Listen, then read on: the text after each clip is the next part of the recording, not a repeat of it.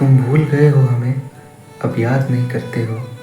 कुछ इस कदर मशगूल हो गए हो, अब मुझसे बात नहीं करते हो। लगता है तुम्हें नींद बहुत कम आती है, शायद इसीलिए तुम अब ख्वाबों में भी मुलाकात नहीं करते हो। क्या तुम्हें याद नहीं आते वो बीते हुए पल, तेरे संग हमने बिताए थे जो कल। हम पूछते हैं तुम्हारा पता उन चांद सितारों से, लगता है तुम अपनी छत पर भी नहीं टहलते हो। तुम भूल गए हो हमें, अब याद नहीं करते हो। आओ तुम्हें कुछ पुरानी बातें याद दिलाएं हम, जब मेरे साथ थी तुम और तेरे साथ थे हम। तुम बैठा करती थी खिड़की के सामने, तुम देखा करती थी बाहर का नज़ारा, और तुम्हें देखा करते थे हम। घंटों बात होती थी नज़रों से और लफ्ज़ों से होती थी कम। अब तुम हमसे नज़रें भी नहीं मिलाती हो।